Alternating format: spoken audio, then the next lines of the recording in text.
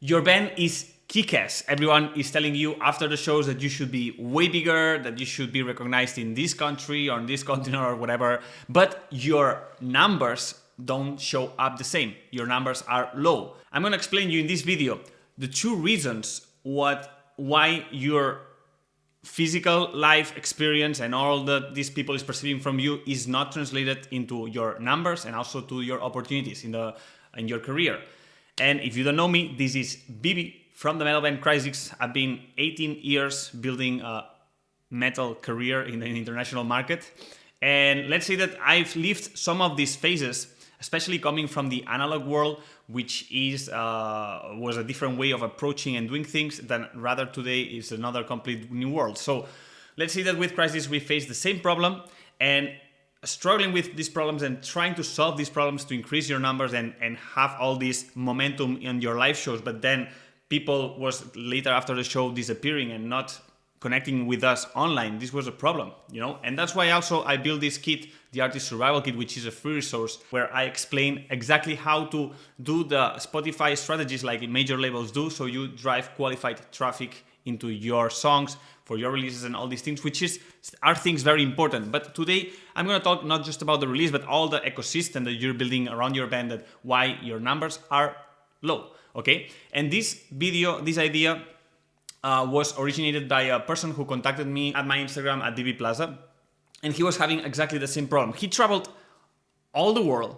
So first of all, he sent me his profile, and I see like, okay, this looks like a very beginner, average profile of I don't know what the fuck are you doing, It was very weird experience. Me entering their social media, it was a very, very weird experience. And then when he was explaining me the momentum of his band, he was telling me how he had a very unique proposal, with folk and some punk, some rock. But let's say that it was very like cool, and also the dressing, the visual identities was really cool. And he told me that he would travel half of the world, playing in bars, in also some shows, and he did a lot of things. So I was pretty amazed by by all this momentum that the band had, but in the end, their numbers were pure shit. I think I never seen so much contrast between a band who is kicking us so much as live, but then in their socials, it's pure shit, And he told me like, yeah, man, every show that we're doing from every country, we have people that saying, first of all, they were producing a very good experience to the crowd, which is a great sign that you are doing something good.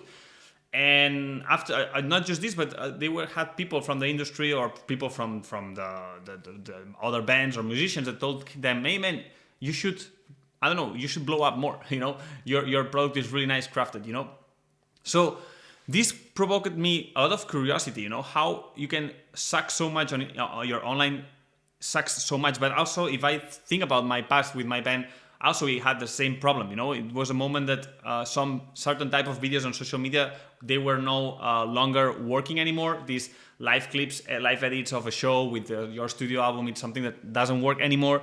And we started to lose momentum, and we started to think like, why people connected more in the past and now what is happening here, And all these things are questions that you have to keep asking and trying to keep having much more engagement with the people, with the online community, with the physical community also, but also the online community is very important. And I'm going to start with the reason number one, that why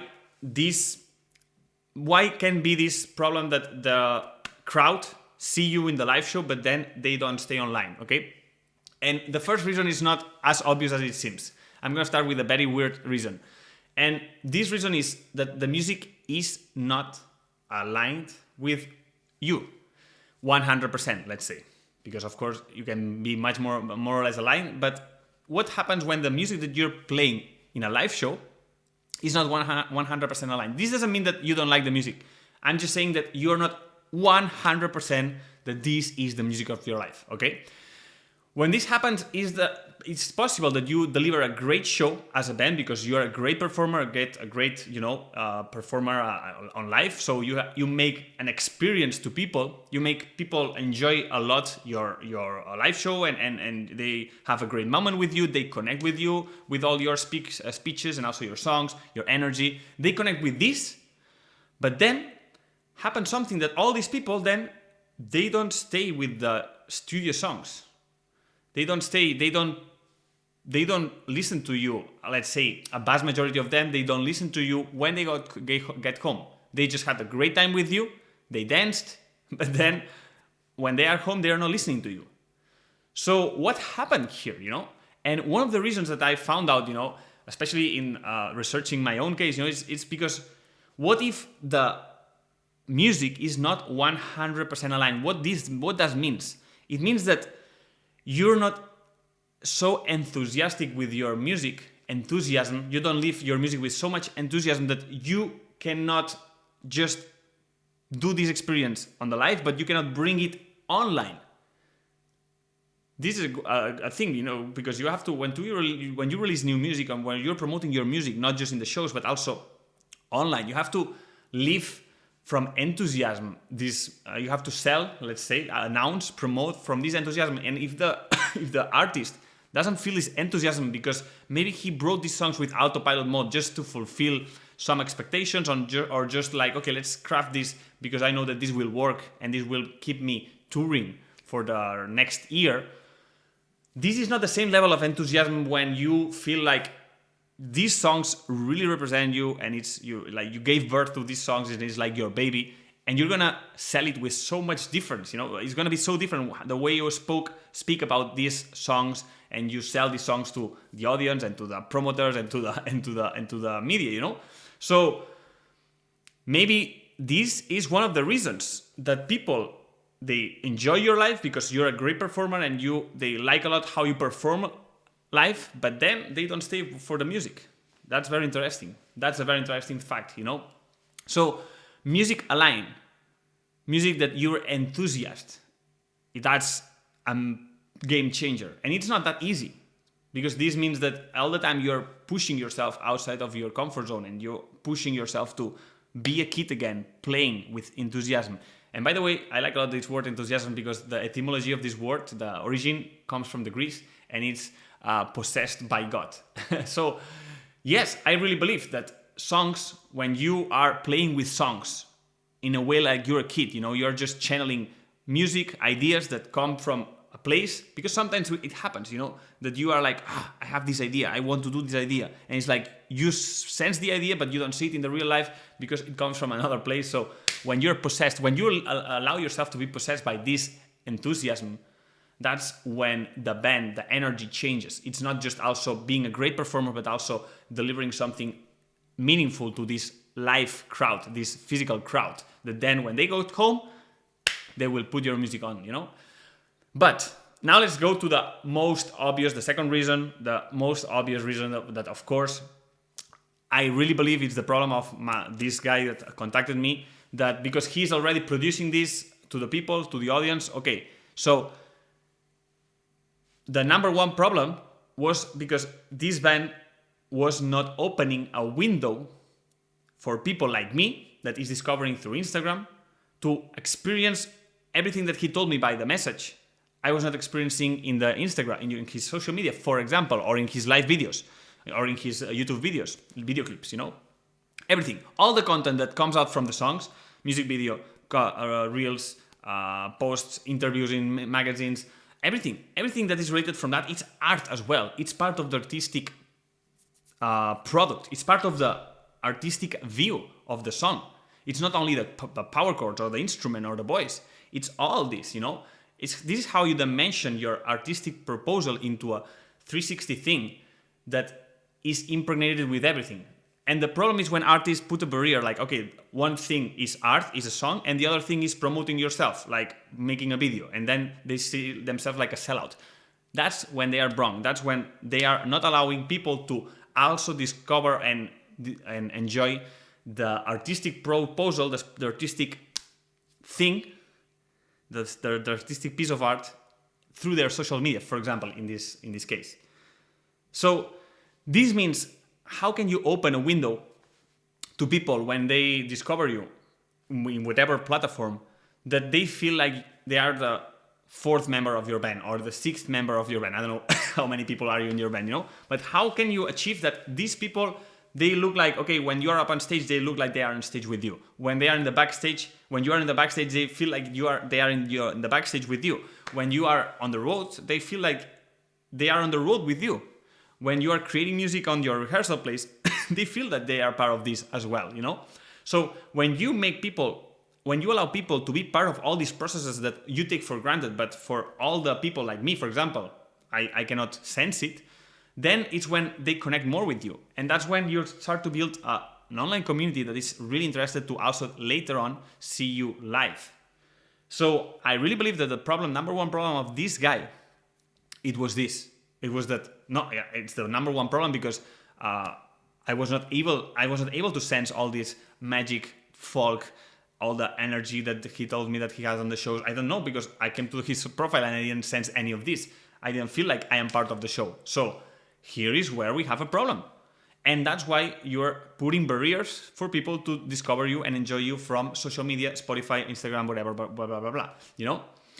And just assuming that just playing live shows, it will make you grow your fan base, you're missing a big percentage of the potential of nowadays of growing your career much more faster, you know?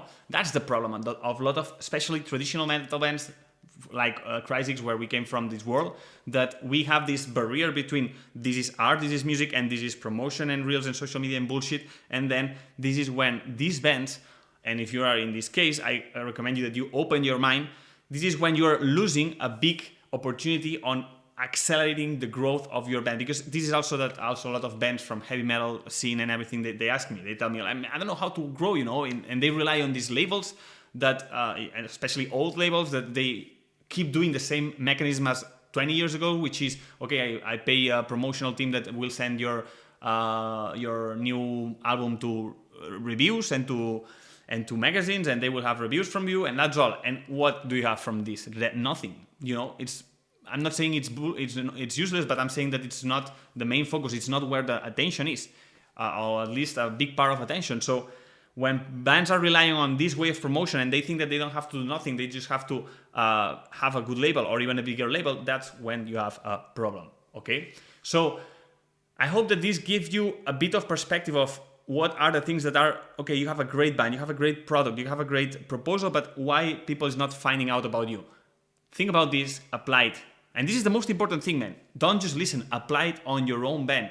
Right now, how can you open this fucking window to your band into your, how can you open this window for me to check out? Imagine you want to, hey baby, check my band. You want me to sense what is the life of your band, you know? So think about this. And if you are really committed to, okay, I really want to take my band to another level. I wanted to develop the band, you know, because this is what I do for bands. I love to do it and I love to guide them, you know, for free. I do these free strategic sessions every month, just a few ones, and I like to do it with bands that are committed. So if you feel like you are this band that you have much more potential, okay, I want to check your socials. I want to check how you're doing all your releases, how you're promoting everything, like a label manager, director, artistic director, artist, producer, you know, it's like all these minds combined to see, okay, how can we make this band go to the next level with their new cycle of music, you know? And I love to do this guidance, and this is for free. You get the link in the description of this video, and I will tell you from my point of view, doing it with my own band, but also with other bands, how I would apply all these things on your band and your situation to see if you can level up. I love to see bands leveling up. I love to see bands that communicate better, that get more presence and get more opportunity. Because of this presence, they get more offers, more promoters are interested into them, and even they sign label deals.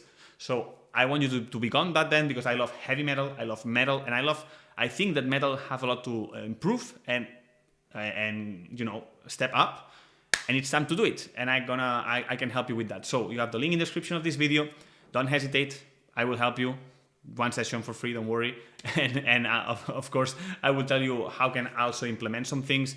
And I'll see you in the next episode with much more information. Let's go. Cheers.